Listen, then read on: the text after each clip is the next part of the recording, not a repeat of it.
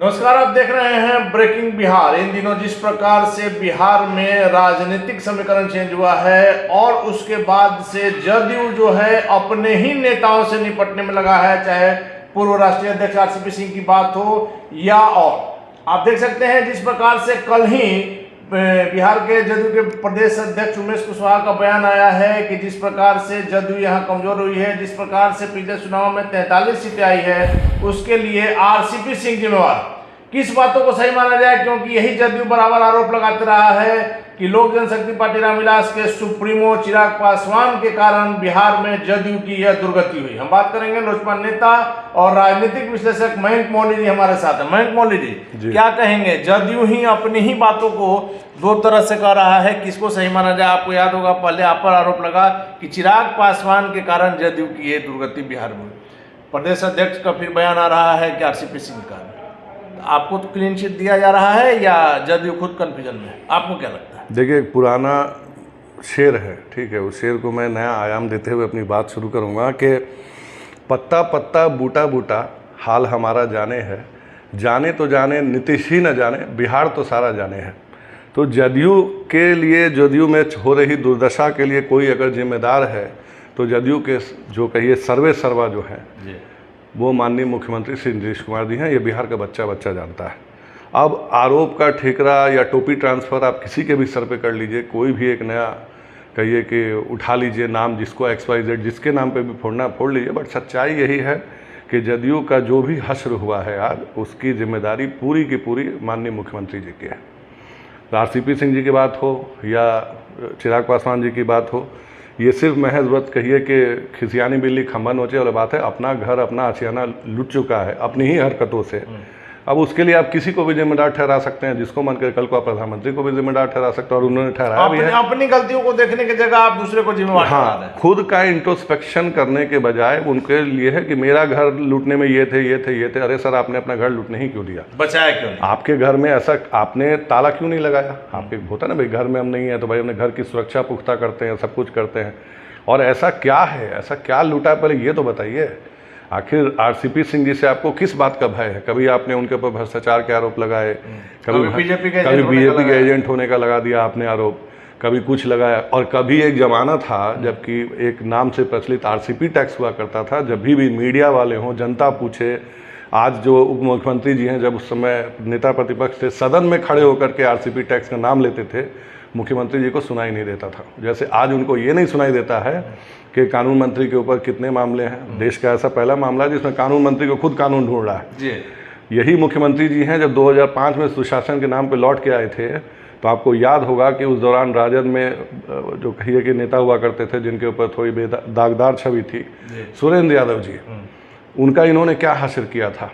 ठीक है, गया में बाहुबलियों के दमन के नाम पे इन्होंने क्या हासिल किया था, क्या क्या उनके बारे में या राजद के बारे में नहीं बोला था घूम घूम करके। और आज अगर उन्हीं के बयान को सुनाया जाए तो फिर शर्म से लोगों का। सर, आज वो उनके यहाँ मंत्री हैं जी। आज अब उनके कैबिनेट, कल आपने सुरेंद्र यादव का बयान सुना, उस बयान को हम बोल भी नहीं सकते जिस प्रकार से मंत्री ने कहा। तो आज के दिन में नीतीश कुमार जी धृतराष्ट्र बन के सिर्फ कुर्सी से चिपके हैं। उनका सिर्फ एक ध्येय है कि कोई मेरे को कैसे भी 2024 में प्रधानमंत्री मोदी के खिलाफ उम्मीदवार बना दो। उसके लिए जो करना है करो। जैसे धृतराष्ट्र ने सब कुछ लूटने दिया था, ये भी लूटने देने को तैयार है। जिसको मन करता है आओ लूटो जाओ, फर्क नहीं पड़ता। किसी तरह से सत्ता पर काबिज रहना है बिहार। बिल्कुल। अब कहिए सुशासन का ढोंग जो चल रहा था पिछले 17 वर्षों से, जो भी खेल ये खेल रहे थे, आना जाना तो लगा ही हुआ था। कभी मांझी जी आए, कभी ये रूट है, कभी एकांतवास में चले गए। इनके जाने की तैयारी तो उसी दिन शुरू हो गई थी जब इन्होंने एक अपना अन्य मार्ग छोड़ करके जो अपना दूसरा बंगला नया जब उसमें तैयारी शुरू करा दी थी। हमने तब भी कहा था कि इनकी तैयारी चल रही है। और रही बात अभी का, तो जो प्रधानमंत्री बनने का जो इनका जो अधूरा ख्वाब है, उस ख्वाब की तामील के लिए जो भी कुर्बानी देनी पड़ेगी, चाहे अपने अंतरात्मा की जिम्मेदारी हो। तमाम बातें सही है। मुख्यमंत्री सत्ता के लिए कहीं जा सकते हैं। आज पलटू राम नाम भी लालू प्रसाद यादव ने दिया है, जो फिर लालू प्रसाद यादव जी आज इनके साथ हैं। कब ये लोग कहाँ जाएंगे इसके नहीं है, लेकिन इतना तय है कि अगर महागठबंधन का चेहरा हो जाते हैं मुख्यमंत्री नीतीश कुमार, तो निश्चित तौर पर प्रधानमंत्री मोदी के लिए समस्या हो सकती है। सर, सिर्फ महागठबंधन का चेहरा होने से ये नहीं बन जाएंगे। अभी जो तीसरा मोर्चा जिसकी बार बार कवायद उठती है, वो एक ऐसा अधूरा ख्वाब है जो आज तक कभी पूरा नहीं हो पाया, क्योंकि वहाँ पे जितने भी लोग जाते हैं सारे के सारे खुद को प्रधानमंत्री मानते हैं। तो क्या 365 दिन के हिसाब से 365 प्रधानमंत्री के चेहरे होंगे? मुख्यमंत्री जी का उनमें कैवा नंबर आएगा तो मुख्यमंत्री जी को देखना पड़ेगा। और किन नीतियों पे जाएंगे, अपने किन ऐसी इन्होंने 17 साल के किन बातों अगर को लालू प्रसाद यादव इस चीज के लिए मान जाते हैं कि आप बिहार छोड़ दीजिए और प्रधानमंत्री पद के लिए आपको हम लोग सपोर्ट करेंगे, तो लालू प्रसाद एक ऐसे नेता हैं जो तमाम विपक्षी पार्टियों को एकजुट कर सकते हैं। देखिए, मैं लालू प्रसाद यादव जी के गांव से भी आता हूं और लालू प्रसाद यादव जी को मैंने बचपन से देखा भी है, सीखा भी है राजनीतिक कहिए स्टूडेंट के रूप में। मुझे नहीं लगता है कि लालू प्रसाद यादव जी अपने साथ किए गए सारे कृत्यों को भूल पाएंगे। इनके कहीं ना कहीं मन में कसक, बिल्कुल, इनके राष्ट्रीय अध्यक्ष जो हैं आज तथाकथित रूप से लालू जी का आशीर्वाद लेने के नाम पे मंत्रिमंडल की लिस्ट दिखाने जाते हैं दिल्ली में, वो भी एक मुकदमे वाले, उनके वो मुकदमा करने वालों में से एक है। यही नीतीश जी थे जो जिनकी अंतरात्मा बार बार कभी जागती है, सोती है, स्विच ऑफ की तरह ऑन ऑफ होते रहती थी, उन्होंने छोड़ा है। वही लालू जी हैं जिन्होंने 17 में इनके लिए वो सांप और केचुली वाली जो ट्वीट है जो आजकल बड़ा वायरल हुआ, इन्होंने किया। और रही बात तेजस्वी जी की, तेजस्वी जी एक युवा नेता हैं, बिहार उनकी तरफ देख भी रहा है। अफसोस कि कहिए कि फिलहाल तो वो मुख्यमंत्री जी के हाथ की कठपुतली भरी है, क्योंकि मुख्यमंत्री जी को उनका बस सिर्फ इस्तेमाल कर रहे हैं, वो भी जानते हैं। और रही बात अगर उनकी, तो मैं तो उन्हें ये कहूँगा भैया कि सबसे बड़ी पार्टी आप हैं, थोड़ा सा जोर लगाइए, देखिए क्या पता एक इतिहास बदल जाए। क्योंकि जैसा हमने सुना है कि बिहार में आज तक कोई भी उप मुख्यमंत्री जो है मुख्यमंत्री नहीं बना है, तो क्या पता तेजस्वी जी ऐसा करने वाले पहले उप मुख्यमंत्री बन जाए। शायद ये भ्रम जो है ये भ्रम दूर टूट जाए। ये आपने देखा होगा कल आरसीपी सिंह ने जिस प्रकार से कहा है नालंदा में कि तवा की रोटी जो है अगर समय पर नहीं पलटी जाए तो वो रोटी खराब हो जाती है और दूसरी रोटियों को भी खराब करती है। समय आ गया है कि मुख्यमंत्री को पलटाया जाए, नहीं तो बिहार पर इसका असर पड़ेगा। बिल्कुल सही कहा उन्होंने। बिहार की जनता ऊब चुकी है इनके तथाकथित सुशासन, रोज के एक ही डायलॉग से क्या होता था बिहार में, क्या नहीं हुआ। तो इनके पास आप ये सोचिए कि 2024 के चुनाव में क्या बोलेंगे। इनका रटा रटाया जो बयान होता था, जाओ पूछो अपने पिताजी से, जाओ पूछो अपने माँ से, क्या दिन था, क्या नहीं, बुजुर्गों से पूछिए क्या था, आज क्या बोलिएगा। आज आपके पास तो मुद्दा ही नहीं है बोलने के लिए, आज क्या बोलिएगा। और रही बात उसमें, तो अब इनके नीतियों में जो मैं कल का अखबार जो पढ़ रहा था कि जो टास्क फोर्स बनाई गई, इनकी सबसे महत्वाकांक्षी योजना शराबबंदी वाली योजना, टास्क फोर्स के लिए जो टीम गठित हुई उसको डिसॉल्व कर दिया गया। 230 गाड़ियाँ दी गई थी, बंद हो गई, टोल फ्री नंबर बंद हो गया। तो मतलब अचानक से महागठबंधन में आने के बाद इनका हृदय परिवर्तन हो गया क्या, या फिर इनकी कहीं कहिए कि तेजस्वी यादव जी ने या राजद ने कहीं इनके ऊपर दबाव बनाया है कि भैया जो मौतें हो रही हैं आप उनके तरफ संज्ञान लीजिए। नहीं तो ये तो अमानवीय व्यवहार है ना कि कोई भी अगर मर जाए तो आप उसको कह देते हैं कि नहीं पिएगा तो मरेगा। अभी भी इन्होंने दम भरते कहा मैं क्या करूं, पिएगा तो मरेगा, गलत करोगे तो मरोगे, पिएगा तो मरेगा, पिएगा तो मरेगा। अगर आपके घर का बच्चा अगर मान लीजिए बिगड़ जाता है तो बच्चे को आप मरने के लिए छोड़ देते हैं क्या? नहीं छोड़ सकते।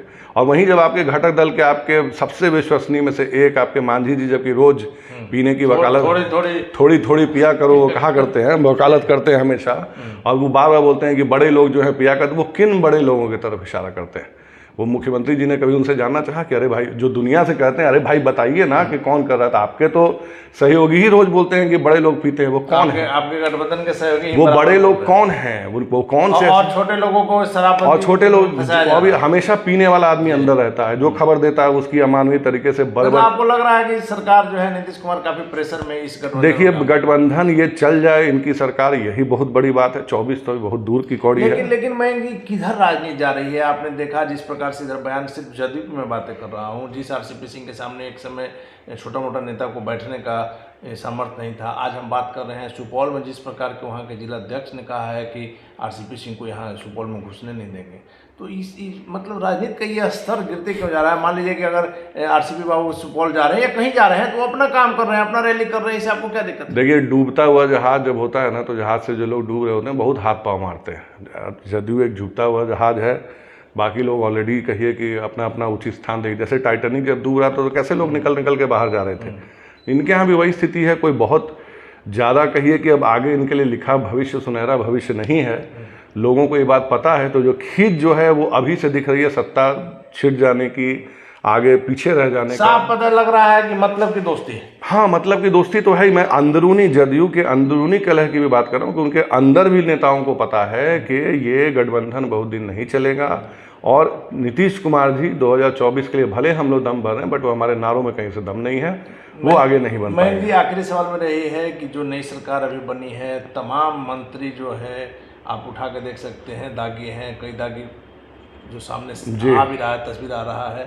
शुरुआत हुआ तब से रोज कुछ ना कुछ खुलासा हो रहा है। वैसे में आप क्या देख रहे हैं, ये सरकार टर्म पूरा कर पाएगी या बीच में ही लड़ाई? मैं फिर वही पुरानी बात मुख्यमंत्री जी को याद दिलाऊंगा, जीरो टॉलरेंस, ठीक है, सुशासन, और क्या बोला जाता था, विकास पुरुष।